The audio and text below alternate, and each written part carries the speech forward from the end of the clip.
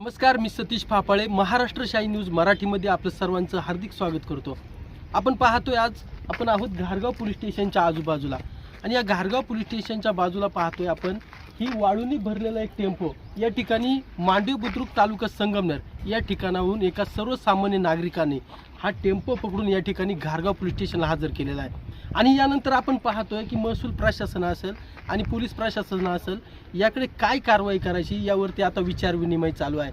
परंतु आपण पाहतोय की साकूर भागातील मांडवे बुद्रुक असेल, जांबूत बुद्रुक असेल या भागामध्ये जी मुळा नदी वाहते या मुळा नदीमध्ये अवैधरित्या उत्खनन वाळूचे मोठ्या प्रमाणात केले जाते। खरं तर या वाळू उत्खननावरती शासनाने अनेकदा बंदी आणली, अनेकदा त्याच्यावरती निर्बंध आणले, परंतु जे वाळू माफिया आहे हे कुठेही थांबताना आपल्याला पाहायला मिळत नाहीये।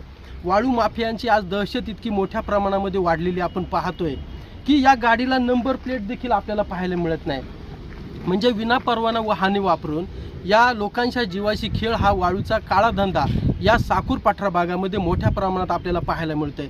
खरं तर या भागामध्ये आपण पाहतोय पुन्हा नाशिक हायवे असेल किंवा साकूरचा भाग असेल किंवा इतर ग्रामीण भाग असेल, या ग्रामीण भागामध्ये अवैधरित्या घरामध्ये, कुठं किराणा दुकानामध्ये, कुठं घराच्या आडुशाला, कुठं बांधाखाली अतिशय मोठ्या प्रमाणामध्ये देशी विदेशी दारूची विक्री मोठ्या प्रमाणामध्ये सुरू आहे। आणि यामध्ये पोलीस प्रशासनाला या ठिकाणी घारगाव पोलीस स्टेशन आपण पाहतो अल्पशा संख्याबळावरती हे घारगाव पोलीस स्टेशन चालू आहे।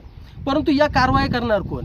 तर या कारवाई करताना या ठिकाणी या महसूल विभाग असेल किंवा अन्न सुरक्षा विभाग असेल, इतर जे विभाग आहेत हे विभाग करतायत तरी काय? सर्व जबाबदारी जर पोलीस स्टेशनवरती टाकून जर आपली जबाबदारी झटकत असेल तर सर्वसामान्य नागरिकांना न्याय देणार कोण, असा प्रश्न मोठ्या प्रमाणात या ठिकाणी उपस्थित केला जातोय।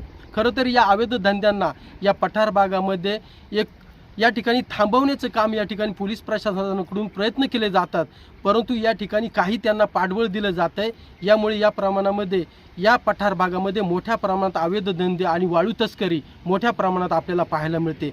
भविष्यामध्ये यांच्यावरती कडक कारवाई करण्यात यावी अशी मागणी सर्वसामान्य नागरिकांकडून केली जाते, परंतु याला कुठंतरी एक पाठबळ या राजकीय नेत्यांचा असेल किंवा येथील स्थानिक नेत्यांचा असेल, या मोठ्या प्रमाणात यांना पाठबळ मिळाल्यामुळं हा काळा धंदा मोठ्या प्रमाणामध्ये आपण पठार भागामध्ये चालू असल्याचं पाहायला मिळतंय।